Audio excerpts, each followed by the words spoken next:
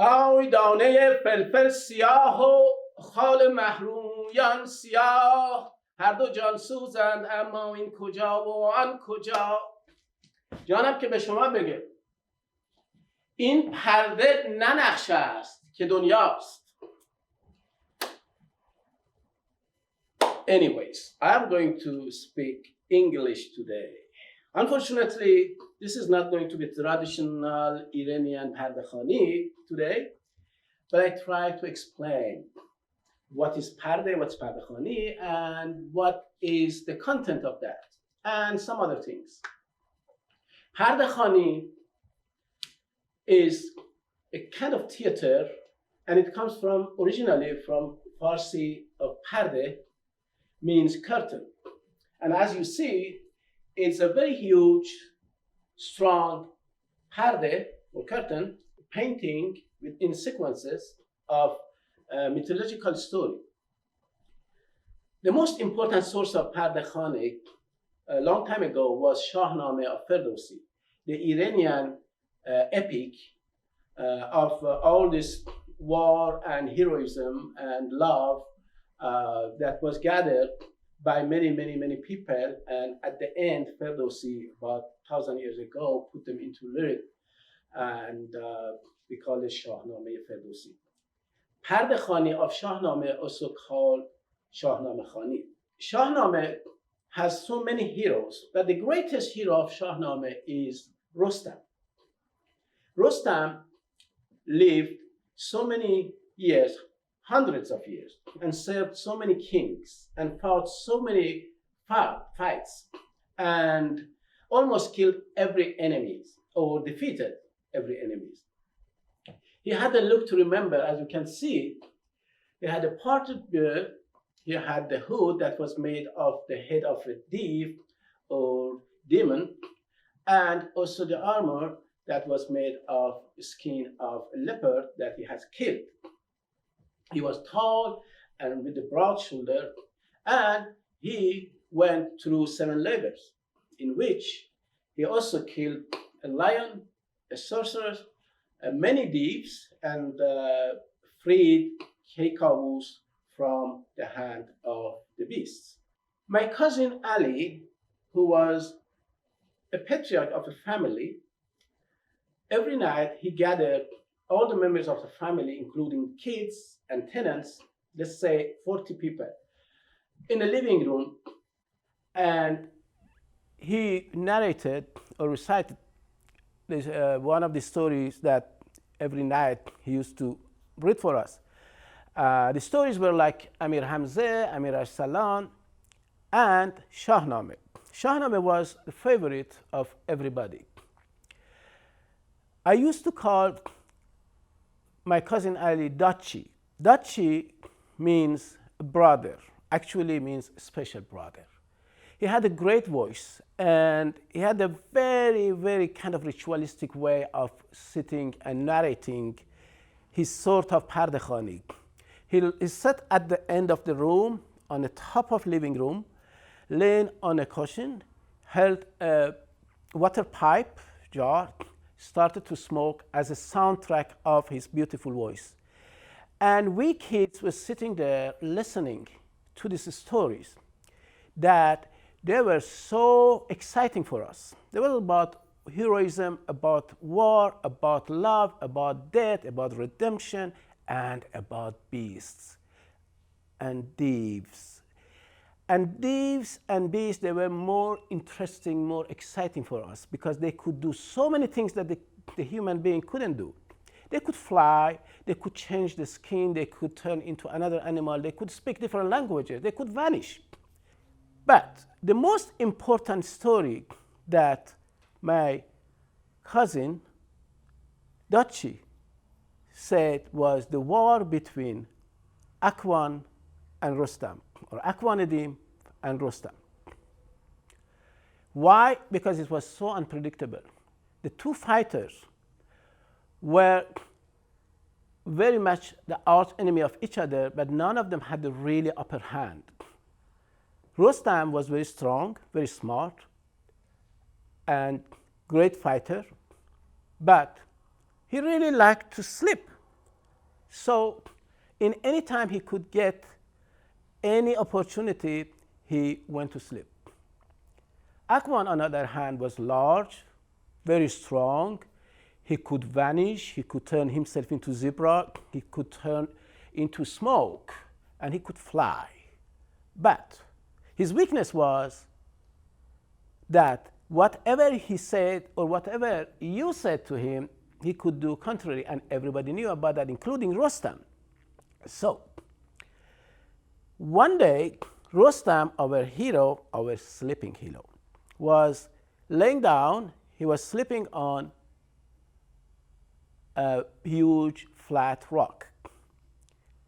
Akwandim came and saw it. Wow, what is better than sleeping enemy?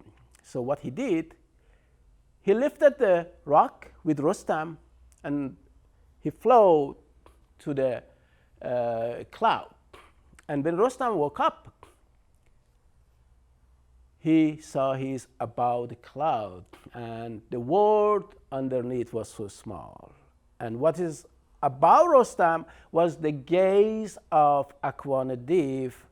Go, do you want me to drop you to the water, or do you want me to drop you over the mountain? And of course, Rostam immediately said mountain, because he knew that he is going to do a contrary of what he said. Akwan dropped Rostam into the sea. Well, he swam to the shore, he got rest, and he slept. After he rested enough, he went back to the field, and the fight resumed between Rostam and Akwan. And very much simple, Rostam lifted Akwan and simply killed him. Well, for the kids, that was really very much anticlimactic. Every night, Daachi finished his reciting of Shahnameh by this line: فردا اگه زنده موندم بقیه‌شو میخونم. I will follow this tomorrow night if I'm still alive. It's kind of like the way Shiraz was telling her stories. That has a feeling of if there is any tomorrow.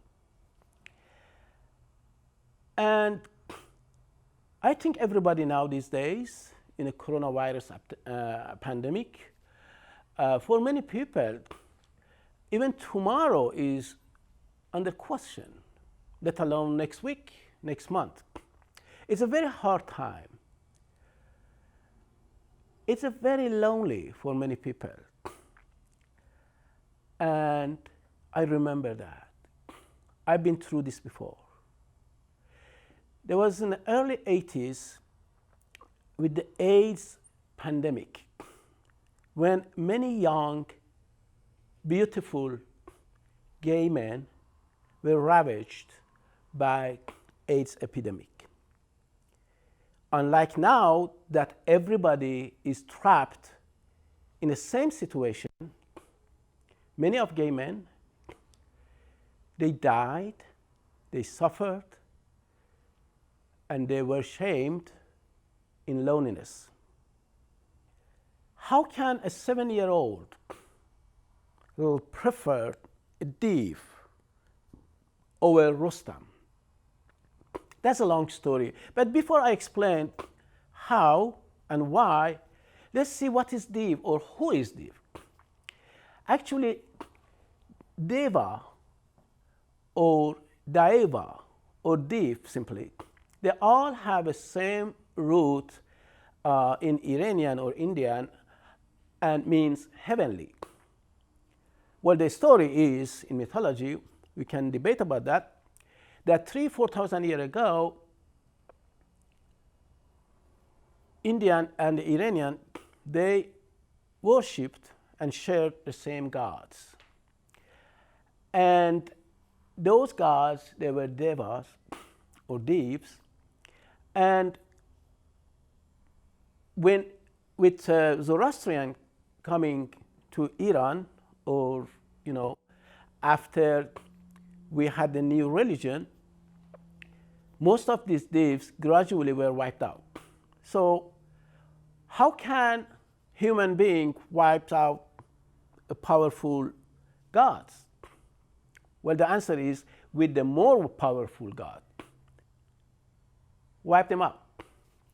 Because, as I said, the world needed order, and the situation with so many gods creates chaos. So to create order, we need one powerful God. And that one powerful God was Ahura Mazda. Well, actually, there were two gods, Ahura Mazda and Ahriman. And these two were fighting with each other. And of course, there's always happy ending, because usually Ahura Mazda is supposed to win. But who is Ahriman? Ahriman was very much like a bag that you could put all the badass creatures in it, including those thieves who used to be God, including, for example, Pardeh Khani, who used to be the most beautiful, seductive, you can say slutty goddess, or Varun, who was also very seductive, homosexual, as they said. I'm very interested in Varun, not just because of he was homosexual, but also because in my country, in my language, Varun also means upside down. And believe me, I have felt I've been upside down, or I've been outsider, I've been different, I've been the opposite most of my life. So many people don't know even what is Varun or who was Varun. Varun is a god of ocean and the sea in India right now. But when it comes to my country, Varun means something that's upside down. And if you said that, if you did this one, oh my God, this is so strange. Your work is like a work of Varun, means you do upside down. But Varun is forgotten, very much like the way they try to silence something. They usually generalize it, they usually simplify it, and they usually use the very common general term for that. They don't say Varun or Pardeh Khani or anything, they just say Div. This is Div. So in Zoroastrian, in their book, Vandida, for example, directly in, for example, in chapter 31, page 132, when they want to talk about homosexual, they said, anybody who is homosexual is a div. Or in Bundahesht, in chapter 12, page 185, when they want to talk about the act of homosexuality, they said that is bad act or demon act. Beside those books, in culture, divane, in my language, in Farsi language, divane, which refers to div, means the person who's mentally, problematic or crazy. So all the bad characteristic goes to divs. And they are very ugly, actually, pictured in those illustration books. They have horns, they have tails, they have a spotted body. But believe me, because I really like them, I found those things are very beautiful. And I started to paint them. I started to draw them. And I just, without even knowing who they are, what they are at the time, I just found them more interesting because I related to them. The denial of homosexuals in many cultures, it's not deniable. I'm talking about my own culture, and it's not only about the politicians who say, oh, there is no gay men in Iran, or about ordinary people, even intellectuals. People like Cyrus Shamisa, in his book Shahid and Shahid Bazi in Iran, which is about homosexual culture in Iranian literature, he totally ignored and denies the existence of any homosexual before Islam, or at least any homosexual culture before Islam. And he spent lots of pages talking about Greek homosexuality and later on Turks homosexuality, but not Iranian. He actually believes that the homosexual culture in Iran came from Turks culture. So you can see that it's not only in one person. It goes through history. It goes through the whole under skin of all cultures, and homophobia is as long as this homosexuality existed. But these thieves were everywhere. They were in Shahnameh, they were in the ceiling of Urkhan Hammam, they were in a puppet plays like a Gigi Vigi, and they were in my mother's fairy tale. And she was the best in telling story. She had a great imagination. She had very, very, very, very good memory about details of story. And of course, she was as animated as Daachi when she was telling the story. I remember many times I was sitting beside her and she was just telling the story. The best story I heard from her was the story of underground thieves, about the collapse of Takht Jamshid, or you can call it the end of civilization. Jamshid, as she said, was the king of Iran, but there was a king of the king. Jamshid invented so many useful stuff for human being, like how to make dresses, how to do agricultural, how to actually make wine. Some people say that it was his wife who invented wine, but anyways, they all refer to him. Jamshid also created his huge palace. They called it Takht Jamshid. Some people call it Persepolis, but my mother and her grandmother didn't know about these things. Takht Jamshid was creation of Jamshid. Jamshid also defeated the army of the thieves and enslaved them and turned them into labor force and put them underground of Takht Jamshid. It was very much like concentration camp, actually. They were running the wheel of life for upper floor, for Takht Jamshid. And so the life was going on as long as the underworld was going on. But one day, the dark cloud came from west. The enemy attacked Iran. The army of Iskandar Makhduni, attacked Iran. There was a huge war for many wars, many parts of Iran, and very bloody. Finally, Jamshid's army was defeated. Takht Jamshid was surrounded for long time. But somehow they couldn't break into Takht Jamshid. Takht Jamshid didn't fall. And Iskandar didn't know why. It was a long time. Finally, the wizards found out why. They found out about underworld of Takht Jamshid and about the thieves. So they reported it to Arastu, Iskandar's teacher. And Arastu brought it to Iskandar. Iskandar asked, so what can we do? He said, well, you cannot defeat Jamshid without defeating the thieves underworld. So how could we do that? How can we do that? So that question went through the mind of the wizards, the ministers, the teacher, and Iskandar himself. Finally, the result came with one word: sugar. They brought all the sugars from around Iran, and they make huge mountain of sugars beside the well.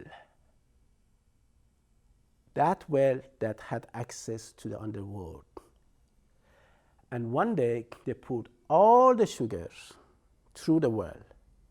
And of course, underworld was a place to work. And the thieves used to live. So they had crook of water, they had pool, they had ponds, they had water. So the sugar mixed with the water and turned into nabat, a sugar crystal that turned very quickly into very hard crystal, and underworld was destroyed with its thieves, with the wheels, with everything.